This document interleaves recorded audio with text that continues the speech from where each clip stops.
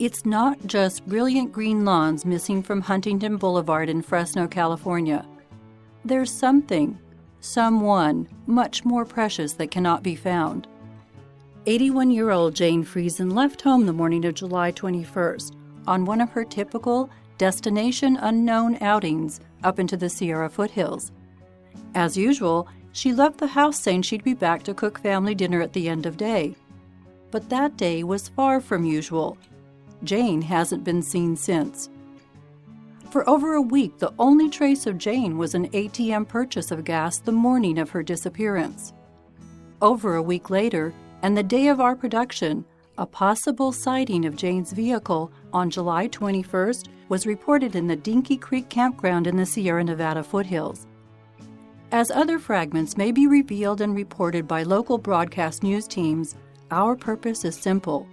We want viewers to know who Jane is, to keep her in your mind, hearts, thoughts, and prayers, and to remain vigilant and watch until she's found.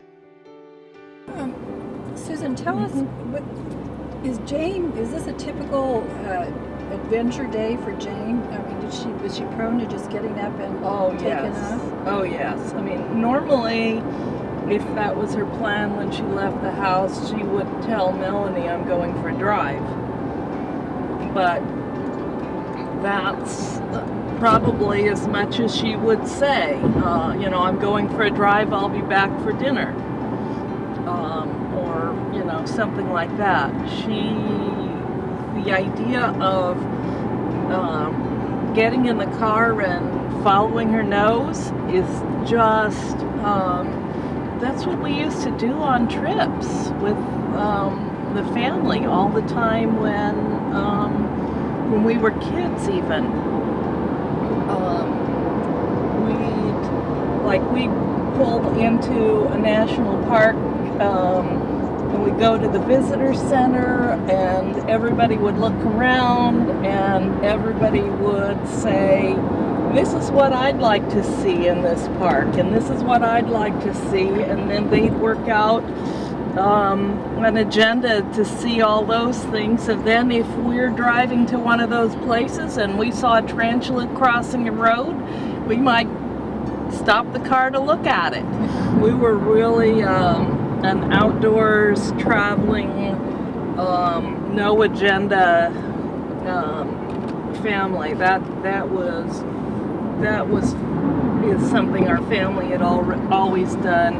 She always did with my dad, and since he's been gone, she has done a lot of traveling by herself. We took the Marine Highway, the ferry, up to Juneau, and then my mom kept on going and drove back on the Alcan Highway, and she was gone for 6 weeks. I think she went through Canada too and stopped in several places in Canada that were like Mennonite historical sites on her way back, and through the Canadian Rockies, and she just, that this is for us, that's our first thought, that she went up on the mountain road someplace and could have had trouble and been out of cell phone range or something like that. That really was our first thought of she can handle emergencies. We're all really level-headed people. So something goes wrong on the road, that's just something you take in stride and you deal with it. So common sense kind of prevails, it sounds like. Right. Would she normally make herself a sandwich, take some food along with her to snack on, or like we stopped at that store? Is it very likely or possible that she would have stopped at the store? She might have stopped to get a cup of coffee, but she probably had took a cup of coffee she may have taken a cup of coffee and a water bottle from home. She may have taken a piece of fruit or well, no, I don't think she made a sandwich, but if she picked up a piece of fruit out of the fruit bowl in the kitchen as she walked through, you know, my sister probably wouldn't have even noticed whether she did that or not. She mentioned that to my niece, Elizabeth, that she was going to go and look, that she would like to look for a park in Tulare County that she'd gone to with my dad. As you travel with us on a day to help spread the word, you'll learn that Jane is an adventurous spirit and far from timid. While the current focus is in the Shaver Lake area, she traveled the roads and trails from Sequoia National Park through a wide range of the Sierras. The truth is, Jane could be lost or could have come by harm's way any number of places in our local mountains.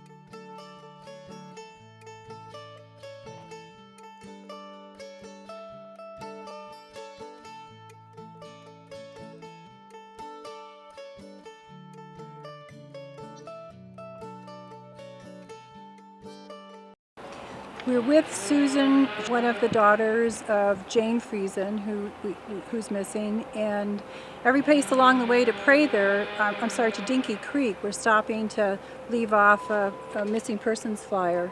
There was a possible sighting of Jane's car last Tuesday, the day she disappeared at Dinky Creek, so we're on our way over there to see if we can just get the word out, and who knows, maybe somebody saw her. So that's where we're going. And on the way to leave another flyer.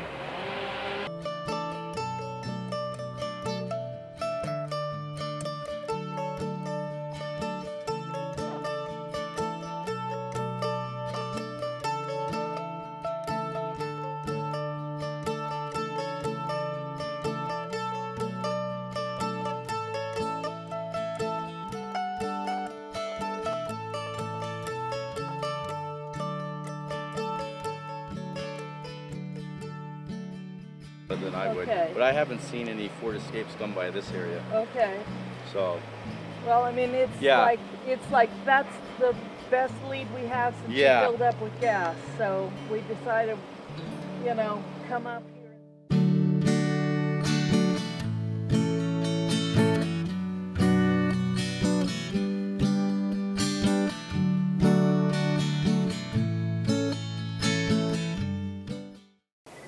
I'm a friend of Melanie Friesen-Sham, one of the daughters of Jane Friesen, for a number of years, although I haven't had recent contact with her, and have been really glued to this story of Jane's disappearance. I met her some years ago as well. And through CMAC, we're looking to put together a very quick project to let people know who Jane is, more than just seeing a poster in the local news. We wanted to help populate local media, social media, and have them understand who she is. We all have mothers and fathers, and this tugs at a lot of heartstrings. We're talking about there's prayers going out all over the world, and so this is something important to our community to rally around and keep our eyes and ears peeled. It's amazing talking to people up the road today, how many people are interested and concerned and compassionate about this. So doing something like this just helps get that word out. Thank you guys. It's been an interesting day driving up the hill here and talking to people along the way. Tell us about what's come up for you with that effort. You know, the beauty up here just made me say, this is where Mom would love to be. I just feel like these are her favorite places. I'm hearing the wind in the trees right now. It just takes me back to my childhood when we'd all go camping together. Our vacations were always really spontaneous. We'd go to a place and we'd see something and we'd stop and we'd look at it. We'd get to a national park, we'd go to the visitor center, and then we'd meet up, and everybody from the littlest kid could say where they wanted to go and what they wanted to see, and then we would go and and do as many of those things as we could. So being up here, yeah, this takes me back to my childhood. This is this is her kind of place. I think it's probably hard for people to get a grasp of an 81-year-old woman having such a, and maybe fierce independence isn't the right descriptor, but from our chats today I've gotten that sense that she's just so independent, and your family, like you say, that's your persona as a family, that you would just feel the urge to come up to a place like this and go. Put yourself in, Jane, comes to this place to hang out. We don't know if this is where she was last Tuesday, the last day we know her whereabouts. But what would she do here? Would she go for walks? Would she sit and meditate? Tell us, just get us inside Jane's head. Yeah, she'd probably get out of the car and go and climb up on a rock or something like that, sit and meditate. She didn't take her hat with her. So we don't think that she would have gone out in open country for any long length of time. We know she had the capability of going a little bit off-road. How about, what would she have taken with her that day in terms of food and water? Most likely she'd have taken a water bottle or maybe a coffee mug and maybe a piece of fruit or two. She probably wouldn't have taken, I don't think she packed a meal because Melanie, just said bye to her, and they passed each other in the kitchen. So she may have picked up a piece of fruit out of the fruit bowl, either a water bottle or a cup of coffee, and if she had coffee, then once she got up here, she'd just come to a water fountain and fill it with water, and that would be her water cup for the day, and she'd fill it when she got a chance. And there are plenty of places along here where you could do that. We've talked about it before earlier today when you were out of sight, how there's such a calm about you in light of what's going on, or in spite of what's going on. I've talked to that a little bit about. There must be some really foundational spiritual stuff that you guys have as part of who you are. Oh, we definitely do. My parents were in ministry when we grew up as kids, and they were in I don't know if you know where London and Delft are, out in the country between Kingsburg and Dinuba. I do not. But these were communities that had been like migrant camps, and then people were staying there, but rural poverty pockets. And they worked in chapels there and were like youth leaders. And a number of people, a lot actually, of the kids that they worked with, really made something of themselves. And that grounding, the idea that you keep your head, that you're there.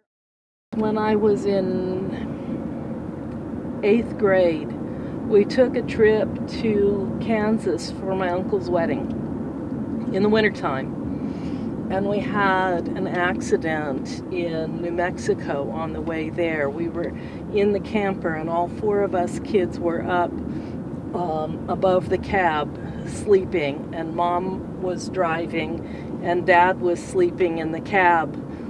And Mom says, what's that guy doing in my lane? She had been a bus driver. She kept her head so level that she didn't go off the road. She said she considered whether to take the head-on collision or go off the road, and she said, I don't know what's on that shoulder. It's dark, and I've got 4 kids up above me. I'll take the head-on collision rather than risking rolling this rig. And so then after this happened, my head went through the front window. There was a screen there, so I wasn't cut up or anything. I didn't go too far, but broke the window, and I screamed. And then stopped as soon as I noticed that Melanie was crying. And then I clicked into take charge mode. And that's just the way we learned to behave. Keep your head about you, don't panic, do what needs to be done. Our family's always been like that. I can't explain it other than that's what we've always done, and it like comes naturally. That's just the way we react. And it's hard to think of a more dire situation where you need to apply that. It's not even a philosophy, it's just a way of being that would apply right now and do you well. I want to ask you this question. It's a hard question to ask. Okay. And that is, what do you guys have to be considering every possibility, every eventuality. And do you talk about that, or is that just something that is a known? Is it the elephant in the room? Sometimes it's the elephant in the room. When my mom was first missing, like, I called the police detective to say something that I didn't want to say in front of my brothers and sisters, but then we've ended up bringing up all of these possibilities, and it's sort of like, I don't want to say it, but yeah, we got to say it, and you just say it, and it's been said. What are the most likely things that, Chief Dyer said she might be hiding, and we looked at each other and said, there's no way that she would be hiding, especially because of what happened to my dad. In 1998, he was on his way to the farmers markets in Felton and Santa Cruz, and he didn't get there one night. And he was missing for a day and a half. And it turned out that he had gotten sick. He had a chronic illness that flared up once in a while. And he had felt sick. He pulled into Casa de Fruta and checked into the motel, and he passed away there. And it was a day and a half that he was missing before we found out what happened to him. So, because of that, obviously our minds are going back to what happened then. But also, it's like Mom would never do something like that to us. If she had control, she would not do something like that because she's been through it herself. So everything's out on the table. You guys are talking about all the possibilities, but you're still full of hope. I sense that about you today. There's still... Yeah. And, I want to know, a vehicle like that doesn't just disappear. Yeah. She's someplace. And why? Where? But Chief Dyer said, the first possibility is she's hiding and doesn't want to be found. We all just know that's not possible. That she had, some health problem or something like that, heart attack, a stroke or something like that, or that she had an accident. Those are within the realm of possibility. Sure. And then he said the other possibility is foul play.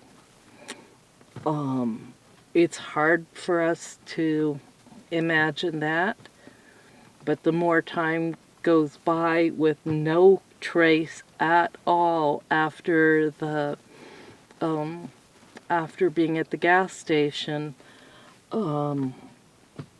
it's something that we have to consider as a possibility, and yet that's the one that we have least possibility of doing anything about and finding her. So the one that seems most likely, and that gives us something that we can do to contribute, would be to look for her as being out in the country someplace and having an accident, or having, having had whether it would be a stroke or something like that when she's out on the road and, couldn't get back. Yeah. It really is, of all the possibilities, that's the only one I can really imagine. So this is the kind of place where I would look for her. That's why I went to Heartland on Monday. It's why when we heard Dinky Creek today, I said, I'm going. Yeah. I'm glad we were here with you today. Yeah, thanks you. Thanks for letting us be with you. It was nice not being alone. Yeah. You've heard of the staunch independence and level-headedness of the Friesen family. From their childhood, taught to investigate and enjoy their surroundings by a mother and father who exemplified and nurtured a spirit of curiosity. A father who quite tragically disappeared for a brief time before his unexpected death in a Central California tourist stop. It's unfathomable to think that a second disappearance has fallen on one family again. Our strongest hope is that Jane is found and returned to her family soon. Time is of the essence. Jane isn't just a poster. She's of able body and mind, a loving, talented, and adventurous mother and grandmother. Please be on the lookout for Jane. She is 5'7" tall, 160 pounds, brown hair, blue eyes. Her vehicle is a 2006 green Ford Escape. Call 911 with any information.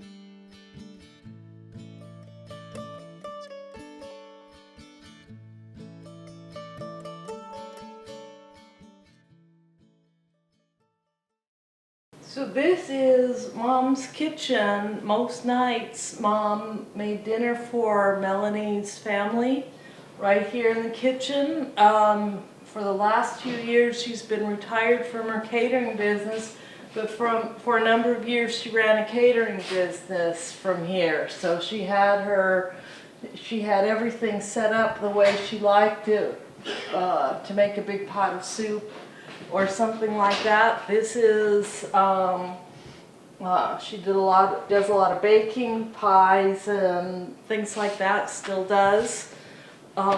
In the morning when she left, she might have picked up a piece of fruit from a bowl here and taken it with her and just gone off for the day. That was a pretty common thing for her to do. This dining room is really the star of the show. She loves to cook and serve dinners. Over here is the suite where Mom's room is.